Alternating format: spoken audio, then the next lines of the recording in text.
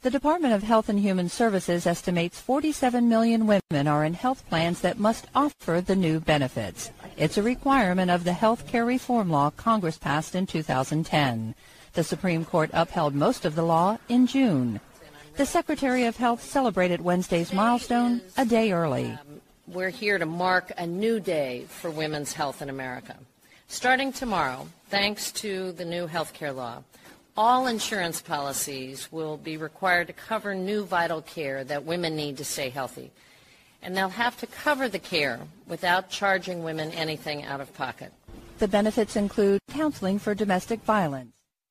So I guess you didn't know that ObamaCare, also known as the Affordable Care Act, requires your wife or girlfriend's doctor, clinic, or any healthcare professional to screen her for signs of domestic violence. Yep, your politicians, in coordination with feminist and women groups, have been hard at work making sure that any resemblance of an intact family unit is eliminated, because they know that a single woman usually votes for bigger government, and to achieve their goal, they need to get you out of the house in order to accomplish that. Healthcare providers will be able to screen women and help identify unsafe situations. They will be able to provide women with tools and resources for escaping dangerous relationships. And they go on to say, catching domestic violence early can save a woman's life and those of other family members. In other words, gentlemen, you are the problem and you need to be eliminated. Task Force urges routine screening for women for domestic violence. Physicians should screen all women of childbearing age for signs of domestic violence and refer them for treatment if necessary. Oh, by the way, it's not just Obamacare that's requiring healthcare professionals to screen your precious little princess for signs that you've been abusing her. The government and women's groups are also targeting businesses like hair salons in an effort to get your lady to rat you out. Salons, the relationship between stylist and client can be a close one. We have a very close relationship with the stylist and clients. They open up to us and tell us things that they wouldn't tell like their best friends. Perhaps even open up about incidents of domestic violence. We've actually been in situations where a client has, told one of the staff, something about this same thing, and they don't really know how to handle it. Brianna Harriet owns 3 Breeze Salon and Day Spa locations in Williamson County. She's teaming up with the Williamson County Attorney's Office to launch SAFE, Salons Against Family Endangerment. And what we want to do is encourage people through awareness that they aren't the only ones going through it, and to come forward, report it to law enforcement. Williamson County Chief Criminal Prosecutor Dee Hobbs started working on the program after seeing domestic violence cases continue to rise. He believes up to 95% of the community either have been victims or know someone who is. Economy factors do not help. If there are stressors at the house, they can be triggers. No fault of the victim whatsoever. Participating salons would have domestic violence pamphlets on hand.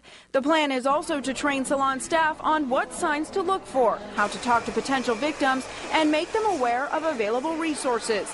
The idea makes a lot of sense to Patty Connor with Hope Alliance in Williamson County. Victims have told us there are 2 places often that batterers will allow them to go alone, and that's to their OBGYN and to the salon. Over the past 18 months, the number of Hope Alliance hotline calls has increased 72%, and 50% more people are seeking shelter from their abusers. We serve about 3,500 victims and their children every year. Whether there are more cases or more victims are coming forward, domestic violence is becoming more prevalent in Williamson County, and salons may be the way to get some victims to safety.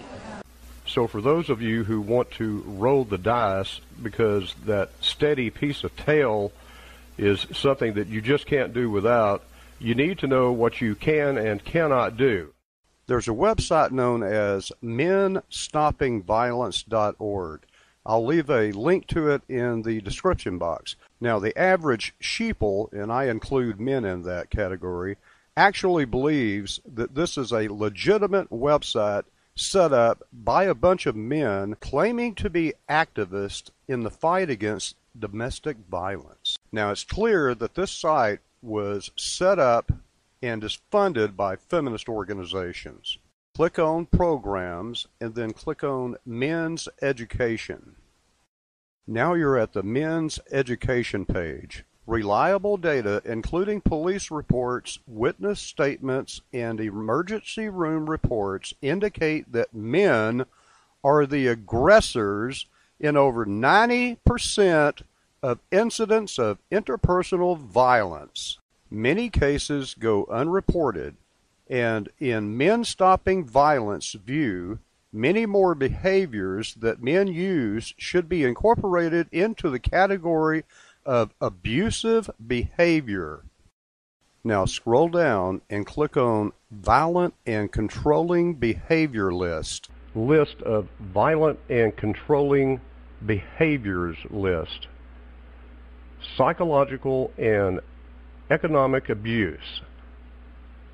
Some of the things that you cannot do: you can't yell at her, no swearing is allowed, you can't be lewd, you can't raise your voice, you can't use angry expressions or gestures, no name calling, you can't swear, no mocking, no put downs, no ridicule, no accusations, no blaming, use of trivializing words or gestures, no rushing her to make decisions, using guilt or accusations, sulking, threatening to withhold financial support, manipulating the children, abusing her feelings, interrupting her, changing topics, not listening, not responding, twisting her words, withholding money,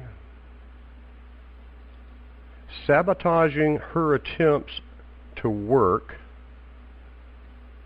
claiming the truth, being the authority, defining her behavior, using logic, okay, withholding information. Of course, you got to stay away from the pornography. Withholding help on child care, housework, not doing your share, or following through with your agreements. Emotional withholding, not expressing feelings, not giving support, not giving validation, not giving attention, not giving her compliments, respect for her feelings, rights and opinions, not taking care of yourself, not asking for help or support from friends, abusing drugs or alcohol, being a people pleaser. Now here are some of the things under physical violence that you cannot do. You can't keep any weapons around the house that scare her. No intimidation. Can't be standing in the doorway during arguments, angry or threatening gestures, use of size to intimidate. Can't stand over her. You can't outshout her. Uninvited touching is not allowed.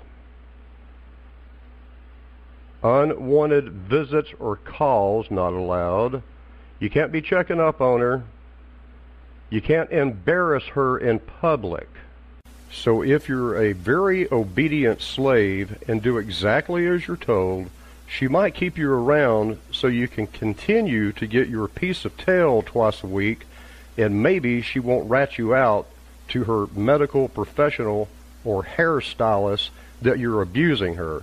Given the seemingly unlimited power and support systems available for women today over everything in a man's life, I find it astounding that any man would be willing to risk everything.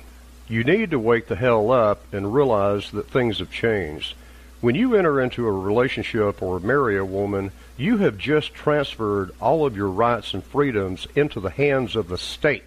And if you get out of line by not following the ever-changing restrictive rules, you will surely be dealt with.